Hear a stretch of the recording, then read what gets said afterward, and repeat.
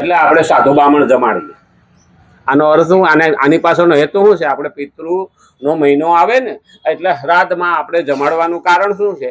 કે હું ભગવાનને ન જમાડી શકું, કે હું પિતૃઓને ન જમાડી શકું, સાધુ બામણને જમાડવું. એટલે એ મુખ એનું છે. કારણ કે વેદની વાત ભગવાને એમાં કહેલી વાત પ્રમાણે છે. તો ભગવદ્ ગીતામાં આ શબ્દ કહેલો 11મા અધ્યાયની અંદર આવશે. આપણે આપણા પોતાનું આમાં કઈ નાખવું જોઈએ નહીં. કારણ કે આપણે જે આપીએ છીએ ને, આપણે એવું માનીએ છીએ કે હું ભગવાનને દઉં છું. નહીં, આપણે અર્પણ કરીએ છીએ. તારું તુજને અર્પણ. આપણને આપ્યું છે તો આપવામાં શું વાંધો છે? ભગવાન તારું જ છે ને તને આપું છું.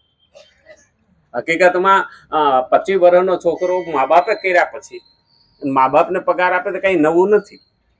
તારી પાસે 25 વર્ષ કાઢ્યા છે અને એ જે તે કમાઈને આપે છે, એ જો તારા મા બાપે 25 વર્ષ સુધી તારા માટે મહેનત ના કરી હોત તો તું અત્યારે આ લાવી શીખો ના હોય. આ પણ મહત્વનું છે. એટલે ભગવાન આપણને બળ આપે, બુદ્ધિ આપે, શક્તિ આપે, સમજણ આપે અને તે પછી આપણે કર્તવ્ય કરીએ છીએ. અને એટલે આથી વિપરીત પોતાના વર્ણ આશ્રમ વગેરેનો ધર્મ બહારથી દેખવામાં ગુણોની ઉણપ વાળો હોય, તેના પાલનમાં પણ કઠિનાઈ હોય, પાલન કરવામાં મન પણ ન લાગતું હોય. ઘણી વખત આપણે છે રોજે રોજ ઈદ રાખે ને તો પેલા કરતા આપણા કરતા પેલું વધારે સારું લાગે. એ સારું લાગે ને એ સારું લાગે પણ સાચું હોતું નથી. ધન, વૈભવ, સુખ, સુવિધા, માન, બળાઈ વગેરે પણ ન મળતા હોય અને તેનું પાલન કરવામાં જીવનભર કષ્ટ પણ ન સહન કરવું પડતું હોય તો પણ તે સ્વધર્મનું નિષ્કામ ભાવથી પાલન કરવું એ પરિણામમાં કલ્યાણ કરવા વાળું છે. ભલે આપણને માન બળાઈ મળે ન મળે, આપણે તો ઉમેય ના જ મળે. ઘરનો છોકરો હોય ને એને હવ ડારો દે, ઘરના છોકરાને હવ ડારો દે ઘરના, પણ બહારના ને તો વાહ વાહ જ કરે. હા, બહારના તો વાહ વાહ જ કરે. બહારના છોકરાને લાલચ આપવી પડે કે આપણે કઈ કામ કરાવવું હોય તો ભાઈ તું જા, હા તું જાતો હું તને 2 ચોકલેટ આપીશ, તું મારું કામ કરતો હોય દુકાને લેતો હોય, મારા આ છોકરો નથી. કારણ કે એને લાલચ દેવી પડે. એક સાહેબે તો છોકરાને મોકલો કે જા પેંડા લેતો હોય કે, હા તે 10 રૂપિયા દીધા. હવે પેંડા 10 રૂપિયાના ઝાઝા ઓલાને ત્યાં થઈ રહ્યા હતા. ત્યાં તો સસ્તાઈનો જમાનો એટલે ઝાઝા પેંડા આવે ને. ઓલો કે 4 પેંડા છે, સારું કે 4 આપી દો, સાહેબ ને દઈ દે. છોકરા મારા બેટા હોશિયાર હો. હા, એટલે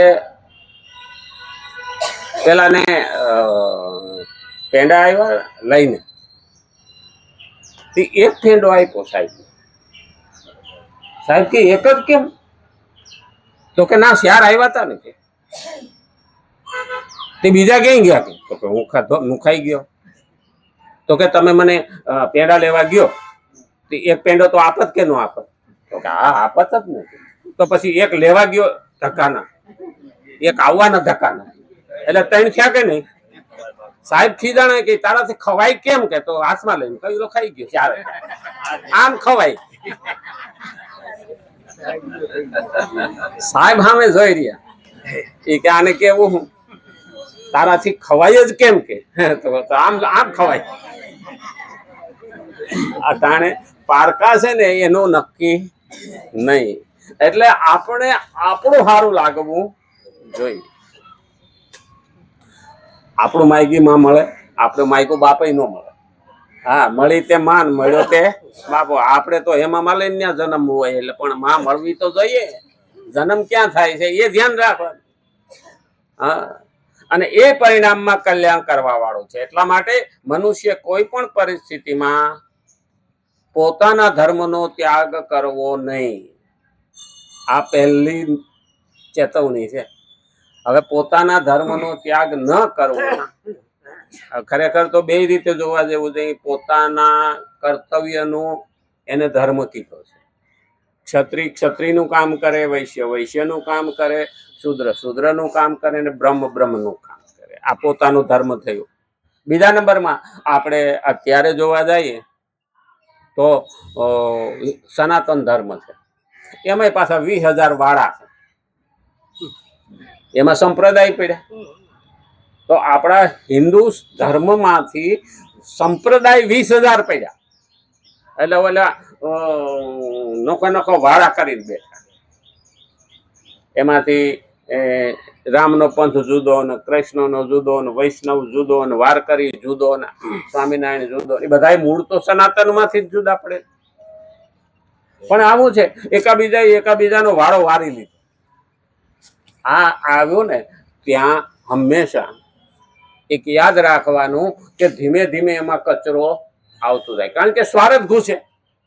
મારો બીજે જાવો જોઈએ નહીં. આપણા ઘેટાના વાળા હોય ને, એમાં એને પાસે કલર કરે હો. હા, કોઈને લીલો કરે, કોઈને પીળો કરે, કોઈને કાળો કરે. એની કુંજમાં છે પેલો પાકો કલર કરી નાખે એટલે ઘેટા બદલાય નહીં. અને બીજે ગયું હોય તો ખબર પડી જાય. તો મને લાગે આ એવું જ છે.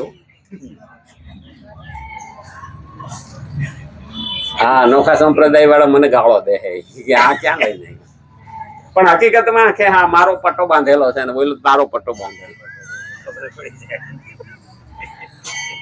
આ તિલક છે ને એ બુદ્ધિની પૂજા છે. હવે છે ને એ સંપ્રદાયની ઓળખાણ થઈ ગઈ. ખરેખર કે આવો ચાંદલો કરે તો આ કહેવાય ને આવો ચાંદલો કરે તો આ કહેવાય. હકીકતમાં તો આ બુદ્ધિની પૂજા છે. કેવા રવાડે સડી ગયા. ખરેખર યદાહિ ધર્મસ્ય ગ્લાનિર્ભવતુ ભારત. આનો અર્થ જ આ થાય છે કે ધર્મમાં આવેલો કચરો આ ગ્લાની છે. જે ધર્મમાં કરવાનું છે એ નથી કરતા, નથી કરવાનું એ કરવા માંડ્યા. આવે સમયે ભગવાનને કે આવે છે અને ધર્મને ફરી પાછો ચોખ્ખો કરીને એ ધર્મની સ્થાપના કરે છે. પરિત્રાણાય સાધુ નામ વિનાશાય ચ દુષ્કૃતામ ધર્મ સંસ્થાપનાર્થાય સંભવામી યુગે યુગે. ધર્મ સંસ્થાપનાર્થાય એનો અર્થ શું છે? જે ધર્મ હતો એને ચોખ્ખો કરીને એને પાછી સ્થાપના કરે. નવો ધર્મ લાવતા નથી અને જૂનો ચલાવતા નથી. હવે આપણે કલકત્તા ગંગા સાગર જઈએ ને તો ગંગા મેલી છે. કલકત્તા ગંગા સાગરમાં જઈએ ને તો ગંગા મેલી છે. પણ મેલી ગંગા આપણે એમ કહીએ ને કે ગંગા મેલી છે. ના, ગંગામાં મેલ નાખ્યો. તો ચોખ્ખી ગંગા તો છે જ, પવિત્ર છે. તો પણ એવી જોવી હોય તો શું કરવું પડે? 2000 કિલોમીટર પાછું જવું પડે. ગંગોત્રી જવું પડે. ગંગોત્રી જાવ તો દૂધ જેવી છે કે નથી? ચોખ્ખી છે કે નથી? એમાં કોઈ કચરો નથી.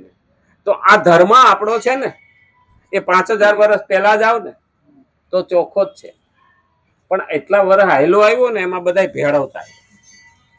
આમ નહીં, આમ, હા આમ નહીં, આમ. અમારે ગોર બાપા હતા ને એની બલાડી પાડી હતી. જ્યાં પૈણાવા જાય ને ત્યાં મારી બેટી વાહે જાય.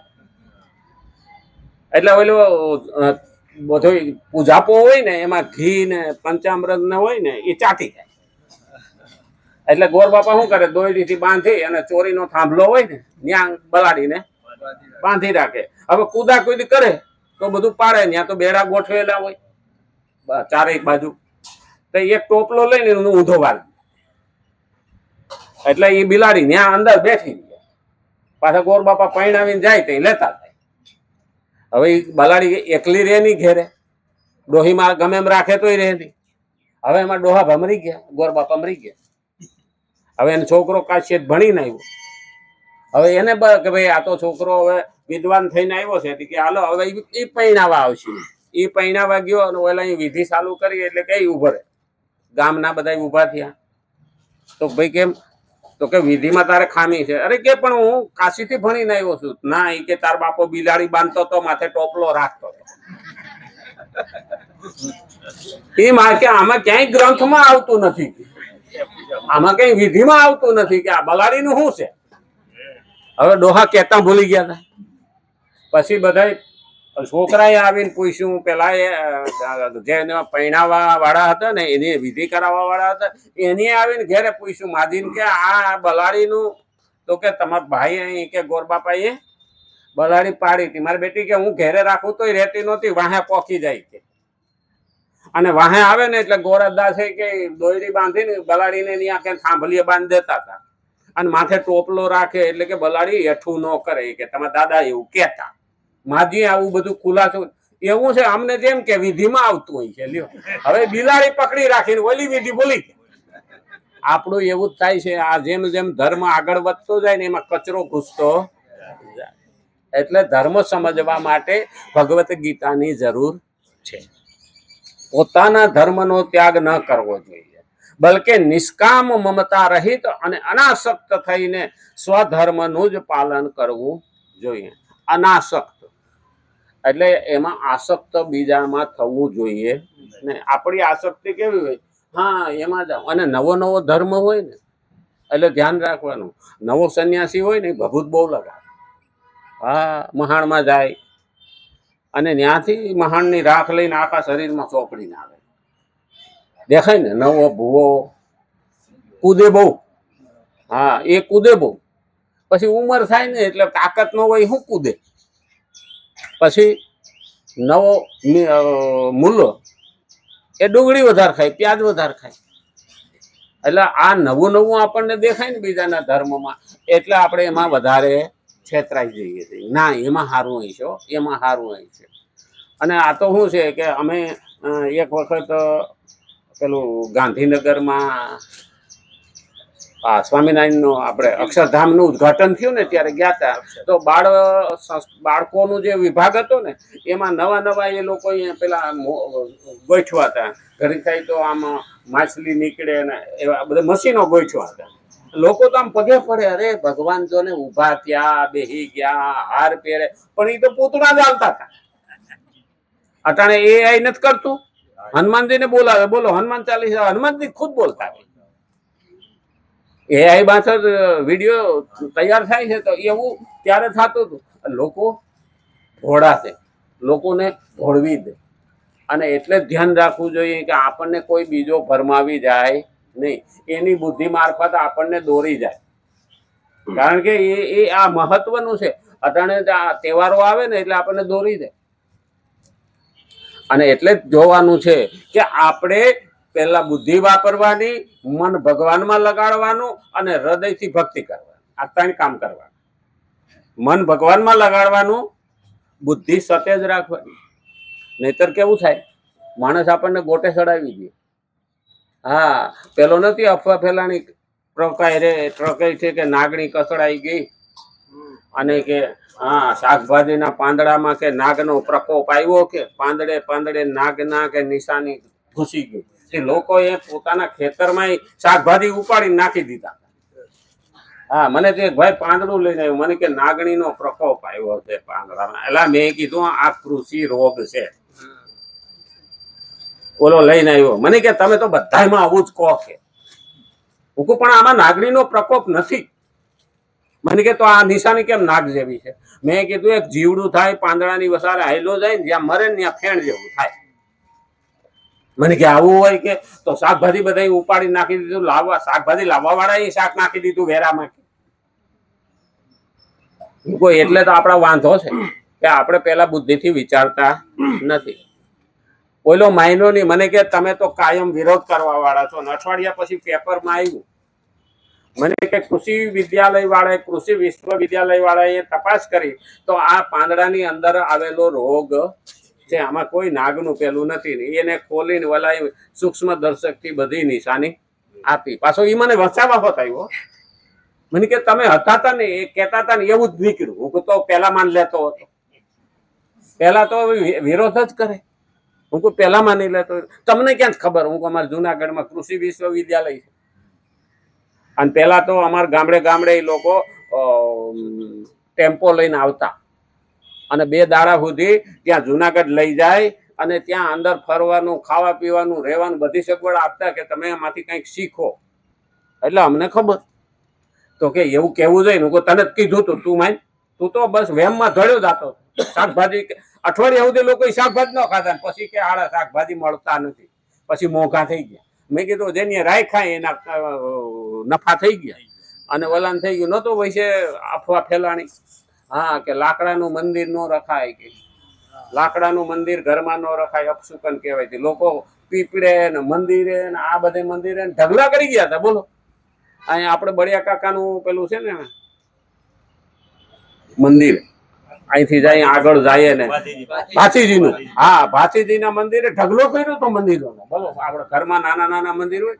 મેં એકને પૂછ્યું, હું કહું, મને તો અહીંયા વાંચતો ને તોય મને એકે કીધું, મને કે બાપુ એ કે ઘરમાં લાકડાનું મંદિર નો રખાય, હા અપશુકન કહેવાય કે. હું કહું ઓલા આરસપાણના મંદિર બનાવવા વાળા ધંધો નહીં હાલતો હોય તો એની આ અફવા ફેલાવી. મને કે કેમ? હું કહું લાકડાનું મંદિરમાં ભગવાનને શું લેવા દેવા? મને કે ના કે આ લોકો ઘેરે ઘેરે વાતું કરે છે. હું કહું એટલે જ લોકોનો વાંધો છે, ઓલાનો ધંધો હાલે. કારણ કે આ મંદિર લાકડાના કાઢે તો કોક આરસ ના લે.